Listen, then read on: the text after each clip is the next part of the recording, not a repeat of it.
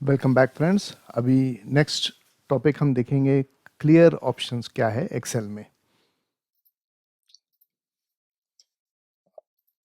Let us से कि मैंने यहाँ पे कुछ टाइप किया है। आप ये देख सकते हैं बेसिक फंक्शंस का ऑलरेडी अवेलेबल है।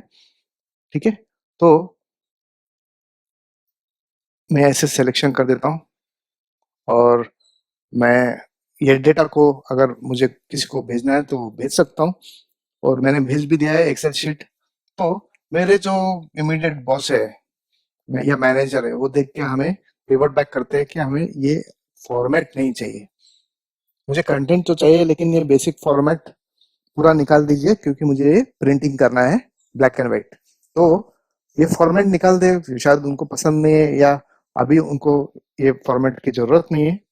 तो क्या कर सकते हैं आप इंस्टेड ऑफ मैन्युअली सेलेक्टिंग और इसको अलग अलग फॉर्मेट देके रखे, लेटर से कि आपने बोल्ड भी किया है, अंडरलाइन भी किया है, ठीक है, इटैलिक्स भी किया है और टेक्स्ट का कलर आपने चेंज किया है, बैकग्राउंड को थोड़ा डार्क किया है आपने, ठीक है, ऐसे ये फॉर्मेट करके रखा है। तो आप इसको रिवर्ट बैक करेंगे करना तो थोड़ा सा डिफिकल्टी होगा आपको, ठीक है। तो आप क्या कर सकते हैं, ये सेलेक्ट कर सकते हैं। आप ये क्लियर में जाके ये क्लियर ऑल बोल सकते हैं। क्लियर ऑल बोले तो क्या वो पूरा साफ ही हो जाएगा, पूरा विद डेटा सब कुछ निकल जाएगा। Formatting clear everything from the selected cells, that means पूरा कंटेंट्स फॉर्मेटिंग और कमेंट्स भी रहेंगे, उसके जो फ्लोटिंग कमेंट्स होते हैं वो भी पूरा क्लियर हो जाएगा सेलेक्टेड सेल्स में से। क्लियर फॉर्मेट्स करते हैं तो clear only the formatting that is applied to the selected. ये फॉर्मेटिंग है वो पूरा निकाल के ये नॉर्मल हो जाएगा, नॉर्मल डेटा, ठीक है। This is good.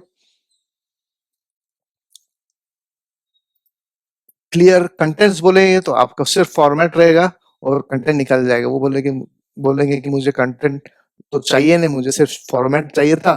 May be graphics का डिपार्टमेंट है या कोई प्रिंटिंग जो डिजाइन का डिपार्टमेंट है, वो बोलेंगे कि आपका फॉर्मेट मुझे बहुत अच्छा लगा है तो मैं फॉर्मेट रिटेन कर लेता हूँ लेकिन मुझे कंटेंट की जरूरत नहीं है, तो वो मैं निकल के भेज सकता हूँ ऐसे, ठीक है।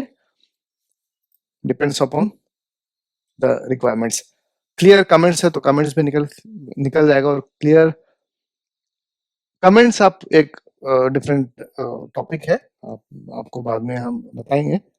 कमेंट्स जो होते हैं पर्टिकुलर सेल्स को आप कमेंट्स अटैच कर सकते हैं। तो it is a wonderful tool which is non printable but it is available for you as a information. तो ये क्लियर कमेंट्स में तो कमेंट्स भी निकल जाएगा।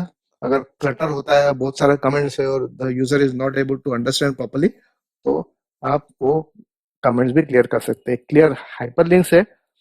हाइपरलिंक्स जो होता है बेसिकली इंटरनेट से का यूआरएल के साथ जुड़ा होता है, तो वो एक लिंक होता है जो अंडरलाइन होता है जनरली, और उसका फॉर्मेटिंग जो है वो ब्लू कलर का होता है। तो आप उसको क्लिक करते हैं, कंट्रोल क्लिक करते हैं तो it will go into the browser. आपका ब्राउजर डिफॉल्ट ब्राउजर ओपन होके वो इंटरनेट पे चले जाएगा।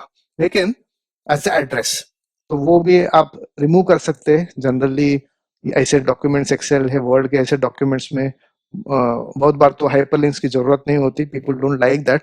तो आप वो पूरा हाइपरलिंक का भी क्लियरेंस कर सकते हैं इजीली, ठीक है।